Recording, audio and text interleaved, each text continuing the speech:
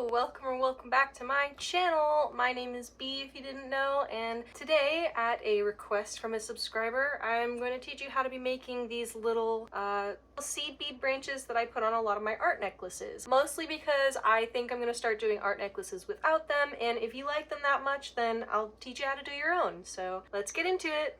All you will need for this are some wire cutters and some needle nose pliers, and an optional addition are some other pliers as well, but really you're only going to need the wire cutters and the needle nose. Any thin moldable wire that will fit through your seed beads twice, and it is important that it fits through them twice because we will be going forwards and backwards through the beads. In this case I'm using some 24 gauge wire. Actually that says 24 yards. I don't know what gauge wire this is, but I think it's 24, if not like 25.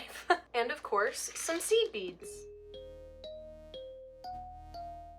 In order to make these little guys, you'll have to make a bunch of little sections and then you'll have to bead them onto a bigger section as you go. So the first step is to be making all of the little sections.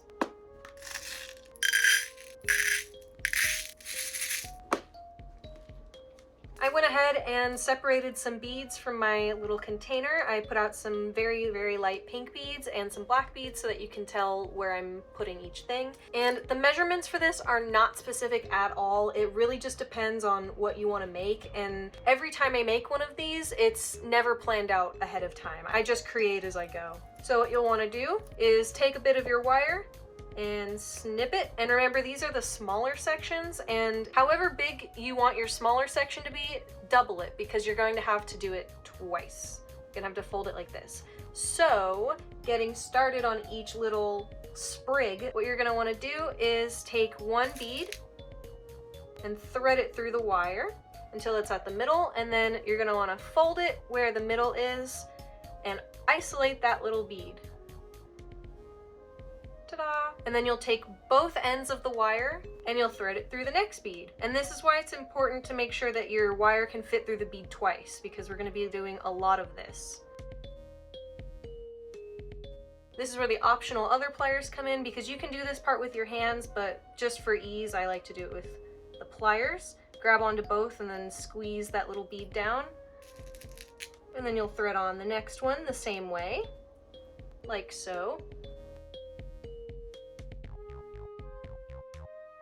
And we'll call that good for now. So that is the base of one of our little sprigs. So I'm going to call the big piece the branch and all of the little pieces that come off of the big piece the sprigs. So for this sprig, I just want the base of it to be 3. And now that it's all being held together by these 4 beads, this one on the end being the one that will stop the other beads from falling off, you can now split the sprig and start threading on more beads. If my hands are shaking a lot in this video, I'm okay. I just had a lot of coffee today. And once you're done with one side of the sprig, you can leave a little bit off on the end, clipping onto like the end of that little, oh. Now that you have one side, oh my god. And forewarning, you will drop this thing a lot. Now that you've finished one side of the sprig, you'll take your needle nose pliers and you're gonna grab onto the end of it, and this is how I like to finish them off. You'll just twist it into a little spiral. I need to grab different needle nose pliers because these ones are not grabbing onto this. I'll be right back. Okay, now that you have the correct needle nose pliers, you just grab onto the end of it and you spin it until it's a little spiral. And this is not a tutorial on how to make a spiral with wires, so I'm not going to explain how I'm doing this. You'll want to make a shape that end bead is not gonna fly through. You're just closing it off. And now it's not going anywhere. Hopefully. And then you're gonna want to do the same to the other side. And if you've separated your beads like I have, then you could also do this to make it a lot faster. We have a fair amount of wire left.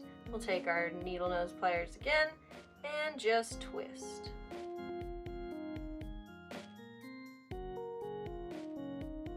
Here's another way I like to end them. The difference is that this spiral is more of like a spring kind of spiral, and this one is more of like a 2D spiral. It's all just preference. As long as the last bead doesn't come off, it doesn't matter how you finish it. And now that we have one sprig, we can start bending it And this is why I like to use wire and not just string, because it's a bit moldable, so it'll hold its shape when I make a shape like this or like this. So as you can see, this is basically what one of these sun rays is. It's just a bit curled. Ta-da! So let's make a couple more. And of course, the sprigs don't have to be equal on both sides if you don't want them to be. I just prefer them that way, but it's total creative freedom from here on out.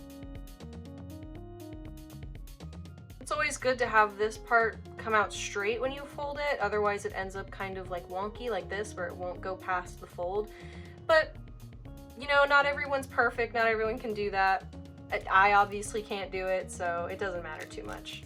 And this base can be as little or as long as you want it to be. As long as there is one bead connecting the two sprigs and keeping this one from disappearing into nothingness, then you should be good. And just because you split the sprigs up before doesn't mean that you have to keep them apart. Like how I've already started splitting them up with these 3 beads, but I could just join them back together again if I wanted to create a kind of loop in it. So let me bead on a couple more and I'll show you what that looks like. The tricky part about this is just keeping hold of the wire so that the beads don't fall off, just because the wire is quite slippery. There you go. We've got a little loop, and I can do it again. And I know it looks really wonky because this was very, very rushed, but this is what the 2 loops look like. And because this one ends with 2, we'll just do the exact same thing we did to finish off the other ones, except we'll grab onto both wires this time. So now that I've shown you how to make 2 different types of sprigs, we'll make a couple more and then we'll move on to the big piece.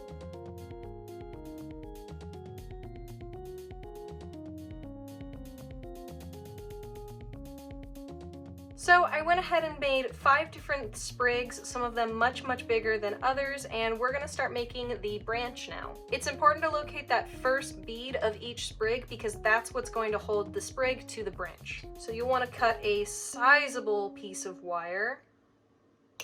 And now you're just basically going to make a gigantic sprig. But instead of only beading on the singular seed beads, occasionally you'll also bead on a sprig by that first bead I was talking about.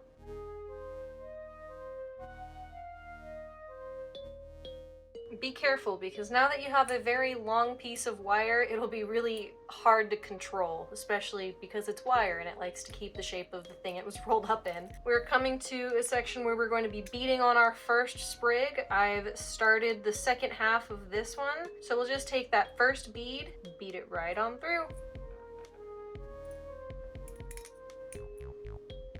So our branch is already forming. And you don't only have to bead it on by that bead, you can also take the end of your wire and thread it right through that spiral that you made to stop all the beads. And there it creates like this little loop.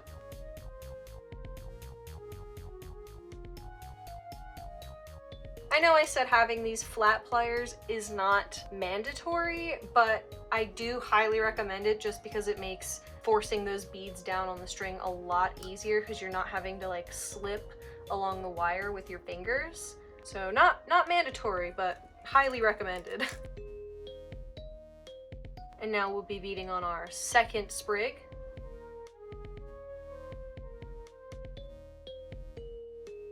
This seed bead branch will probably be quite big because I cut off a really long piece of wire, just so I could show you all the different types of things you could do with it.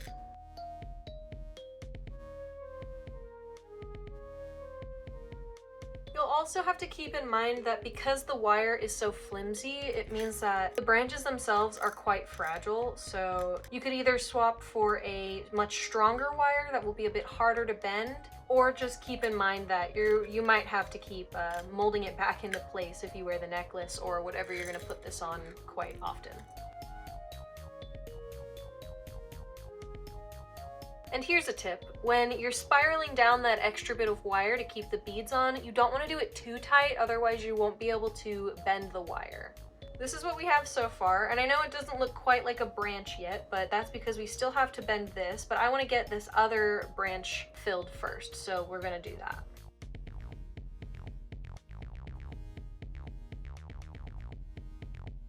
And if you suddenly decide that you would like to connect this sprig to this sprig, then fear not, the beads should be wide enough for you to simply bead them through, like so.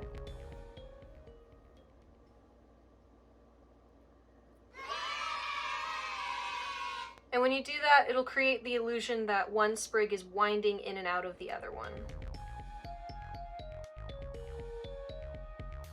I think learning how to make these is particularly useful if you especially like DNA spirals and you want to include those in your jewelry, because I think if I were to make DNA spirals and include them in my jewelry, I would definitely do it this way.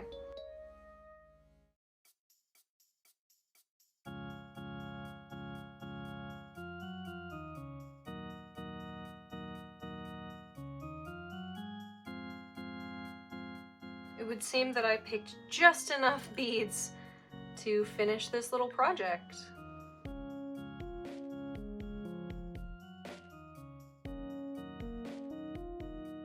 And you'll want to finish the branch off the same way we've been finishing all of the sprigs, just with a little spiral the bead won't fall through. And here you are, bead branch. Here's what it looks like all splayed out. And you could always do something funky with it, like curl some of the branches around some other branches. Turn some of them inside out. It's all very, very customizable. And you'll string this onto any necklace like you would any other bead. And just to quickly show you how this would be put onto a necklace. And this bead branch, you can see, was strung on by its first connecting bead, like the sprigs onto the big branch. And then I beaded on some other beads just to continue the necklace, and to connect it, I threaded through one of the end spirals, if you can see that. And of course you can weave the necklace strand into some of these middle beads as well to connect it through the middle. You could also make much smaller ones and just connect earring clasps to them so that they're just earrings. They're very versatile, and I just think they're cute little additions to anything. So maybe there will be a necklace with this on it now that I've made it, or maybe I'll just make it a very interesting bracelet. Seems like an inconvenient bracelet, but what is this channel if not inconvenient? I think one of my favorite ways I've decorated one of these necklace branches is by connecting chains to the ends of the spirals, just by threading on the link of a very thin chain and then connecting points that hang. Like this necklace, for example, where there's a really thin chain that connects to the back of the necklace and leads all the way around to one of the hanging points of the branches, and then one of the other hanging points of the branches connecting to another hanging point. I just think it adds a very like whimsical, like quite delicate looking chandelier almost. I don't know, I'm just spitting out words. And if you think just the black and pink pattern looks pretty boring, you can always spice it up a little bit by adding different textured beads. So for example, this one is all green, but there's separate shades of green, as well as little clear ones and ones that are far more like opalescent, like in this pink part. And it disrupts it just enough for it not to look repetitive or boring, basically. But yeah, I hope this tutorial was helpful in some way. I know that I'm not that good at tutorials, but this was a requested video, so I hope you learned something, or at least got some entertainment from it. And that's really all I have today. So I hope you enjoyed the video. I hope you're staying hydrated and healthy and creative and safe, and I will see you in my next one. Bye!